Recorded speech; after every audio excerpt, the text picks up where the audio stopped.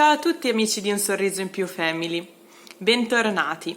Io sono Angelica e oggi andremo a leggere un nuovo racconto che si intitola Eccelsa Spaccavento. Oggi la storia sarà accompagnata dalla visione di alcune immagini, quindi spero che questo video vi piaccia. Dalla sua cattedra la professoressa Eccelsa Spaccavento tuonava. Gli alunni della prima e della seconda fila, che occupavano i banchi centrali, ondeggiavano come fruscelli al vento, intimiditi dal cipiglio dell'insegnante e da ogni salire e scendere del tono della sua voce. Eccelsa Spaccavento era famosa per le sue urla.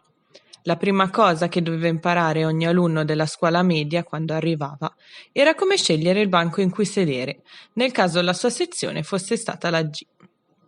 Per 3 anni, 2 volte alla settimana, i suoi timpani sarebbero stati trafitti dagli acuti di colei che tutti chiamavano la terribile urlatrice. Ma alla fin fine Eccelsa non era cattiva. Non era una di quelle insegnanti sempre sorridenti che poi ti appioppava una nota se ti scappava una chiacchiera col compagno di banco, oppure se non ti eri fatto in 4 nell'esecuzione del compito a casa o se chiedevi di uscire durante l'ora di lezione. No. Eccelsa Spaccavento era una di quelle persone convinte che ogni urlo equivalesse ad avere ragione.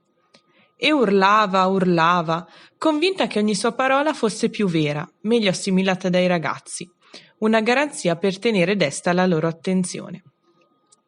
In realtà, nella scuola tutti la prendevano in giro. I colleghi insegnanti, i bidelli la guardavano con sufficienza, additandosela come un caso tipico di povera professoressa isterica. I ragazzi erano divisi tra la compassione e i sorrisini, col relativo sfregamento di mani quando settimanalmente le sue ore di lezione erano terminate. Claudio, allievo della terza G, era ormai un veterano. Era sopravvissuto per 3 anni alla furia dell'insegnante, che, tra una spiegazione e l'altra, aveva angariato i suoi alunni, terrorizzandoli con i voti. Non con i voti, ma con le urlate.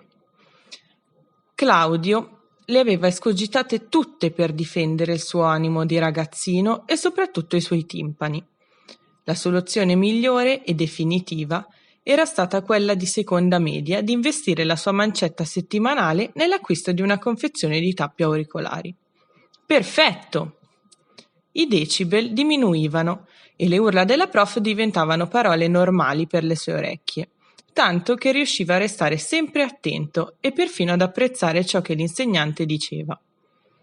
Claudio era un ottimo alunno, però, come tutti i 14enni, era anche un tipo fantasioso, burlone e pronto ad afferrare tutte le possibilità per divertirsi e divertire i suoi compagni di classe. In quella settimana la professoressa Spaccavento spiegava le evoluzioni dell'abbigliamento nel corso dei secoli e Claudio aveva deciso di onorare quelle apprezzate nozioni con un suo personale intermezzo. Così, suonata la campanella dell'intervallo che divideva le ore di lezione, con la complicità di alcuni compagni ben svegli come lui, si travestì da giullare e fu un giochetto infilarsi nell'armadio a muro per un'uscita sorprendente durante la lezione della professoressa Spaccavento.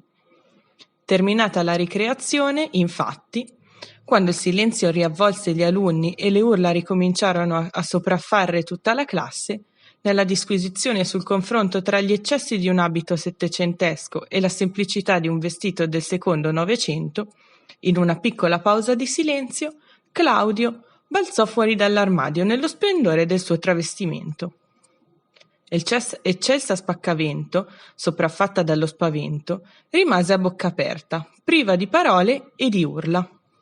La dentiera le cadde con un piccolo tonfo sulla cattedra.